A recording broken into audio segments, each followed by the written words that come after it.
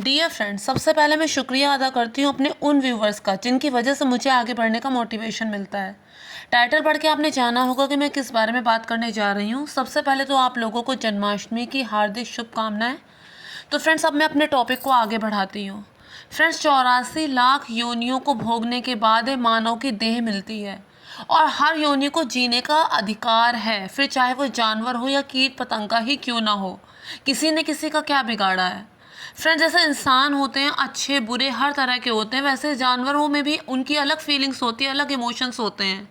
अब एक किसी कॉलोनी में एक व्यक्ति ने खून कर दिया या चोरी कर दी तो हम उसी के खिलाफ तो मुकदमा चलाएंगे, उसी को तो जेल में बंद करेंगे या फिर पूरी कॉलोनी को ही जेल में बंद कर देंगे। ऐसा तो नहीं करेंगे ना। लेकिन फ्रेंड्स, दिल्ली में जो हो रहा है, जैसा कि आप सभी लोग जान रहे हैं कि वहाँ पर जो सड़क के कुत्ते हैं उनको पकड़ पकड़ के बंद किया जा रहा है कि हम इनके लिए अलग से शेल्टर बनाएंगे। सुनने में अच्छा लग रहा है, लेकिन डॉग हंटिंग पहले ही शुरू कर दी और अभी शेल्टर बने नहीं हैं। और सरकारी व्यवस्था क्या होती है हम गवर्नमेंट स्कूल से अंदाज़ा लगा सकते हैं। वहाँ पे कितना बच्चों का ध्यान रखा जाता है, वहाँ पे कितना उन्हें मिड डे मील प्रोवाइड किया जाता है। जब इंसान के बच्चों का महत्व नहीं है तो इन बेजुबान जानवरों का क्या महत्व होगा। तो क्या उन्हें ऐसी सुविधा वहाँ पर मिल जाएंगी। साइंस पूरा जोर लगाती है, लाखों करोड़ों रुपए खर्च करती है, साइंटिस्ट जुटे पड़े रहते हैं कि जो प्रजातियां विलुप्त हो गई हैं उन्हें फिर से ज़िंदा करें। मैंने बहुत पहले वीडियो, ज़्यादा समय नहीं हुआ है लेकिन कुछ टाइम पहले मैंने वीडियो बनाया था जिसमें मैंने आपको बताया था कि डायर वोल्व्स आर बैक। तो उस वीडियो में मैंने दिखाया था कि किस तरह पूरी जद्दोजहद के बाद आखिरकार उन्हें ज़िंदा कर लिया गया। तो क्यों डॉग के साथ हम वही चीज़ कर रहे हैं कि हम पहले कुछ दिनों तक इनको जू में देखें और फिर उसके बाद बहुत पहले डॉग हुआ करते थे, फिर उनकी सेल ढूंढ के लाओ, फिर उनका डीएनए ढूंढ के लाओ और फिर उनसे मिलता जुलता ढूंढो और फिर जाके दोबारा से डॉग की रचना करो। जंगल ख़त्म कर दोगे तो कहाँ रहेंगे जानवर। जंगल अगर ख़त्म कर दिए जाए तो जानवर कहाँ रहेंगे। और जो जानवर हम लोगों के साथ में रह रहे हैं, सड़कों पे रह रहे हैं, क्या मांगते हैं ये, बस 2 टाइम रोटी फेंक दो उनकी तरफ। और क्या करते हैं ये, हिफाजत ही तो करते हैं। रात में अगर आधी रात को कुत्ते के भौंकने की आवाज़ होती है तो हम लोग चौकन्ने हो जाते हैं कि कुत्ता अचानक से क्यों भौंक रहा है। खिड़की से बाहर झांक कर देखने की कोशिश करते हैं। इतने वफादार होते हैं ये जानवर।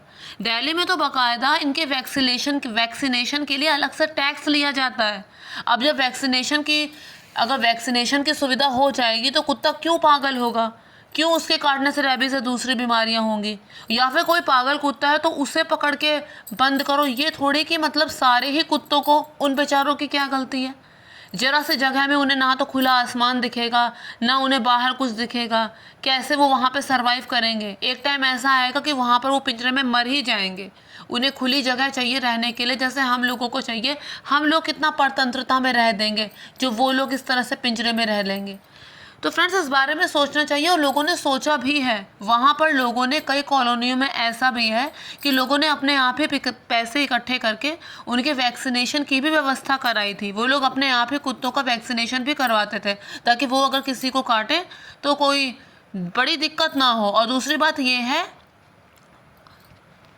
कि वो बेजुबान जानवर भी बीमारियों से बचे रहें। बहुत से लोग हैं ऐसे वहाँ पर जो उनको खाना वगैरह दिया करते थे और वो कुत्ते उन्हें कोई नुकसान नहीं पहुँचाते थे। फिर एकदम से एक नया कानून इस तरह से लगा दिया कि बिल्कुल सरकार पीछे ही पड़ गई हाथ धो के उन कुत्तों के। तो फ्रेंड्स, करने के लिए और भी बहुत कुछ है, और भी बहुत से गम हैं इस मोहब्बत के सिवा। बहुत सी ऐसी चीज़ें हैं जो सरकार को देखनी चाहिए, करनी चाहिए। एसएससी में जब प्रोटेस्ट निकाल रहे थे वहाँ पे टीचर्स वगैरह, तो क्या किया गया था, उन्हीं को पकड़ पकड़ के जेल में बंद कर दिया गया था। यहाँ पर जब लोग आंदोलन कर रहे हैं कि नहीं ये गलत है, आप इस तरह से नहीं कर सकते, तो वहाँ पर भी लोगों को मारा पीटा जा रहा है, जेल में बंद किया जा रहा है, जैसे पता नहीं वो ही बहुत बड़े क्रिमिनल हो। तो फ्रेंड्स, इस चीज़ के बारे में सोचना चाहिए और इस चीज़ का कोई मतलब नहीं है। उन मुद्दों पे ध्यान दो जहाँ वाकई में इसकी ज़रूरत है। तो फ्रेंड्स, मैं उम्मीद करती हूँ आप लोगों को मेरे वीडियो का मर्म समझ में आ गया होगा। तो प्लीज़ मेक श्योर मेरे चैनल को सब्सक्राइब, वीडियो को लाइक और शेयर ज़रूर कीजिए। Thank you friends, thank you so much.